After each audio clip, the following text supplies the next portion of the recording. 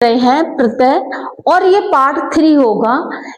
प्रत्यय क्या होता है इसका हम अर्थ देख लेते हैं कि ऐसे प्रत्यय या ऐसे शब्द जो किसी शब्द के पीछे लगा दिए जाते हैं, ऐसे प्रत्यय जो किसी शब्द के पीछे लगा दिए जाते हैं और उस शब्द में विशेषता आ जाती है या उसका अर्थ परिवर्तन हो जाता है, उसे हम प्रत्यय कहते हैं। ये 2 प्रकार के होते हैं, कृत प्रत्यय जिसके भेद 6 होते हैं, ये तदित प्रत्यय, ये भी दूसरा भाग है, इसके भी भेद 6 होते हैं। तो 2 प्रकार के होते हैं, कृत प्रत्यय और तदित प्रत्यय, जिनकी संख्या जिनके भेद 6 होते हैं।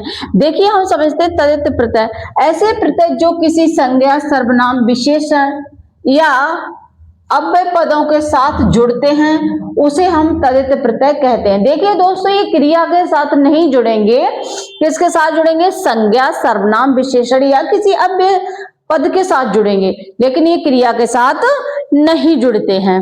ठीक है, इनकी संख्या कितनी होती है, इनका भेद कितने होते हैं? तो इनके दोस्तों भेद 6 होते हैं। अब देखिए सबसे पहला इसका भेद होता है कर्तृवाचक तदित प्रत्यय। अब देखिए ये कैसे होते हैं? ऐसे प्रत्यय जो संज्ञा, सर्वनाम, विशेषण या अव्यय पदों के साथ जुड़कर कर्ता का निर्माण करते हैं। किसका दोस्तों करते हैं? कर्ता का निर्माण करते हैं, उसे कर्तृवाचक तदित प्रत्यय कहते हैं।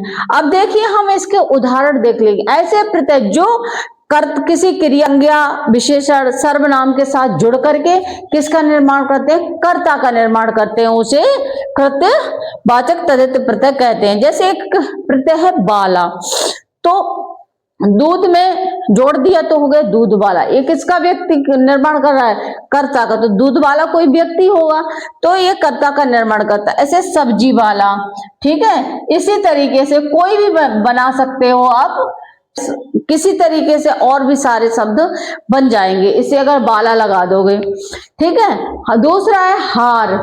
एक प्रत्यय हार, जैसे सुनहार, लोहार, कुम्हार। ऐरा होता है उसमें सपेरा, जो सांप को पकड़ता है, सपेरा। घसेरा, जो घास खोदने वाला होता है, घसेरा। हा है जैसे लकड़ी काटने, वो लकड़हारा। लकड़ी काटता है जो व्यक्ति उसको कहते हैं लकड़हारा। मनहारा, जो चूड़ी पहनाता, पहले बेचा करते थे, उन्हें मनहारा बोलते हैं। इसी तरीके से शब्दों का निर्माण करता है। किसका निर्माण करता है? ये कर्ता का निर्माण करता है।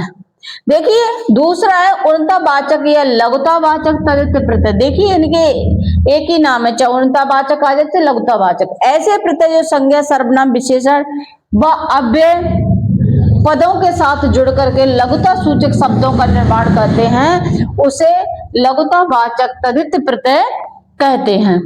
ठीक है, अब देखिए इसका है उदाहरण ओला, तो शपोला, खटोला, और दूसरा ईया, तो देखो नदियां, बदरिया, चुईया, इस तरीके के शब्दों का निर्माण हो जाता है। देखिए तीसरा है स्त्रीवाचक कृत प्रत्यय। ऐसे प्रत्यय जो किसी संज्ञा, सर्वनाम, विशेषण के साथ जुड़ करके स्त्रीवाचक पदों का निर्माण करते हैं, उसे स्त्रीवाचक तदित प्रत्यय कहते हैं। ठीक है, जैसे कि एक प्रत्यय है आनी। क्या? आनी, देवरानी, जिठानी, नौकरानी, इस तरीके के शब्द इससे बन जाते हैं।